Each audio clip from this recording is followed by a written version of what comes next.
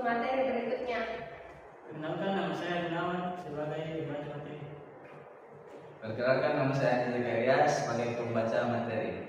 Perkenalkan, saya Chandra Ramadhani sebagai pembaca materi. Perkenalkan, nama saya Muhammad Praga Putra Pratama sebagai pembaca materi. Baik, untuk materi pertama dipersilakan. Baik, saya akan menjelaskan tentang piramida otomatisasi, di mana bisa dilihat pada gambar di atas bahwa otomatisasi adalah penerapan teknologi yang dilakukan dengan meminimalkan campur tangan manusia, hingga penggunaan terlihat dari berbagai sistem kontrol untuk peralatan operasi seperti mesin, proses di pabrik dan boiler. Selanjutnya ada fungsi otomatisasi, di mana produktivitas tujuan ini dibuat untuk memaksimalkan produk lebih baik dengan pengeluaran uang yang lebih kecil. Baik, saya akan melanjutkan materi, yakni Manajemen Execution Systems atau MSS. Pengertian dari MSS yakni suatu sistem yang dirancang untuk memastikan bahwa strategi, rencana, dan kebijakan organisasi dapat diimplementasikan dengan efektif dan efisien. MSS bertujuan untuk mengkoordinasikan berbagai aktivitas dan sumber daya dalam organisasi sehingga dapat mencapai tujuan dan sasaran yang telah ditetapkan. MSS mengintegrasikan berbagai komponen manajemen seperti perencanaan, pengorganisasian, pengawasan, dan evaluasi dalam suatu sistem yang holistik. Tujuan dari MSS yakni untuk memastikan bahwa strategi, rencana, dan kebijakan organisasi dapat diimplementasikan dengan efektif dan efisien. MSS bertujuan untuk mengoptimalkan proses pengelolaan sumber daya, mengkoordinasikan berbagai aktivitas dan memantau pencapaian tujuan agar organisasi dapat mencapai hasil yang maksimal. Ada fungsi dari MSS, yang pertama perencanaan dan penyusunan strategi, yang kedua implementasi dan eksekusi strategi, yang ketiga pemantauan kinerja dan proses, yang keempat pengukuran dan evaluasi kinerja, yang kelima pengendalian dan penyesuaian, yang keenam meningkatkan kolaborasi dan komunikasi, yang ketujuh peningkatan efisiensi dan efektivitas organisasi.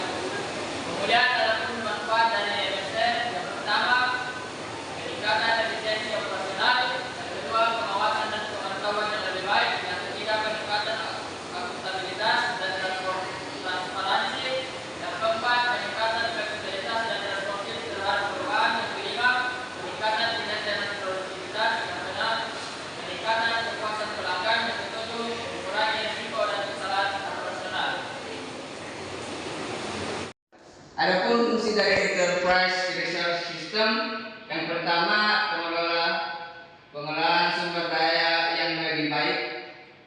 IRS memfasilitasi pengelolaan dan pemanfaat sumber daya organisasi seperti tenaga kerja, material, mesin, dan uang secara optimal, sehingga dapat meminimalkan pemborosan dan meningkatkan produktivitas.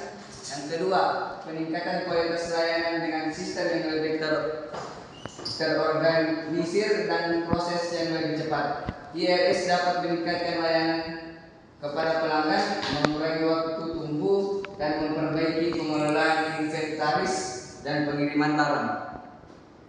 Selanjutnya, adapun tujuan dari IRS tersebut, manajemen produksi dan operasi. Fungsi IRS memungkinkan manajemen produksi, perencanaan, permintaan, serta pengelolaan inventaris dan penjadwalan produksi. Manfaat mempercepat proses produksi, mengurangi pemborosan, mengoptimalkan penggunaan bahan baku. Tujuan dari IRS tersebut yaitu manajemen produksi dan operasi. Fungsi IRS memungkinkan manajemen produksi, perencanaan, permintaan, pengelolaan inventaris, dan penjadwalan produksi. Manfaat IRS tersebut mempercepat proses produksi, mengurangi pemborosan, mengoptimalkan penggunaan bahan baku, dan meningkatkan efisien operasional secara keseluruhan. pengelolaan keuangan. Fungsi ERS membantu dalam pengelolaan laporan keuangan, anggaran, arus kas, dan pembukaan yang akurat. Manfaat ERS memungkinkan pelaporan keuangan secara real time, memudahkan pencatatan transaksi keuangan, dan mendukung pengambilan keputusan keuangan yang lebih tepat.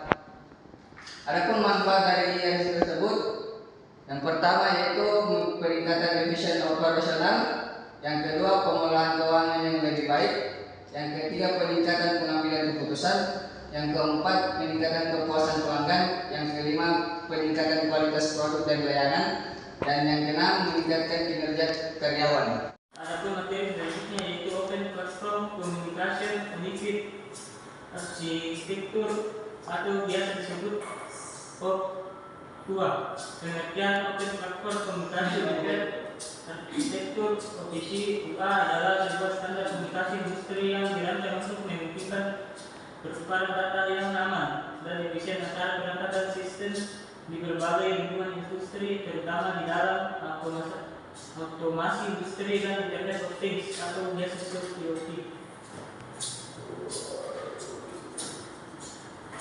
Open Platform Communication Unified Arsitektur. Tujuan dari Open Platform Komunikasi Arsitektur adalah untuk menyediakan standar komunikasi yang terbuka, aman, dan efisien menghubungkan perangkat, aplikasi, dan sistem di berbagai lingkungan industri dan aplikasi otomatisasi. OPC juga bertujuan untuk mengatasi berbagai tantangan dalam komunikasi data antar sistem industri yang beragam, termasuk masalah interoperabilitas, keamanan, dan stabilitas. Adapun fungsi dan manfaat Open Platform Communication Unified Arsitektur, yaitu memungkinkan berbagai perangkat mesin dan sistem yang berbeda, baik dari produsen yang berbeda maupun dengan teknologi yang berbeda, untuk berkomunikasi satu sama lain dengan cara yang terstandarisasi. Penjelasan dengan OPC berupa perangkat yang menggunakan berbagai jenis teknologi atau platform dapat saling bertukar data secara efektif. Hal ini sangat penting dalam dunia industri yang mengandalkan banyak perangkat dan berbagai vendor. Contoh di pabrik otomotif, sistem kontrol dari satu produsen dapat berbicara dengan sensor dan aktuator dari produsen lain melalui OPC UA. Adapun manfaat OPC UA yaitu 1. Interoperabilitas yang baik, 2. Keamanan yang ditingkatkan, 3. Skalabilitas dan fleksibilitas, 4. Pengumpulan dan akses data, routing dan storage, 5. Mengurangi biaya integrasi, 6. Fungsionalitas berbasis layanan service. Contoh penerapan sistem integrasi vertikal horizontal di industri atau perusahaan.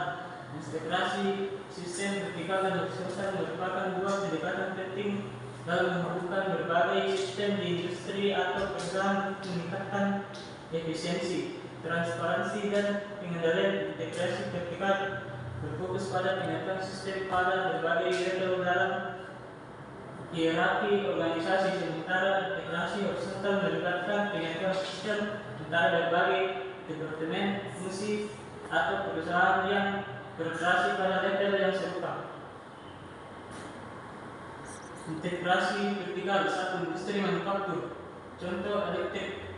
Deskripsi di industri manufaktur. Integrasi vertikal menghubungkan berbagai sistem mulai dari perangkat di lantai produksi seperti mesin dan sensor, hingga sistem pengendalian pabrik dan perencanaan produksi di level yang lebih tinggi, bahkan di sistem perusahaan ERP. Contoh penerapan General Electric atau GE menggunakan solusi integrasi vertikal untuk menghubungkan mesin dan peralatan di pabrik mesin, CNC, robot, conveyor, sensor dengan sistem kontrol yang lebih tinggi, misalnya SCADA atau Mass Manufacturing Execution System. Manfaat integrasi ini memungkinkan data dari mesin atau perangkat produksi langsung dikirimkan ke sistem pengendalian untuk memantau status mesin, kinerja produksi, dan merencanakan pemeliharaan preventif secara otomatis. Selain itu, data ini juga diintegrasikan ke sistem IRS. Baiklah, itu tadi presentasi dari kelompok kami mengenai tentang sistem integrasi dan horizontal. Kurang lebihnya mohon dimaafkan. Salam.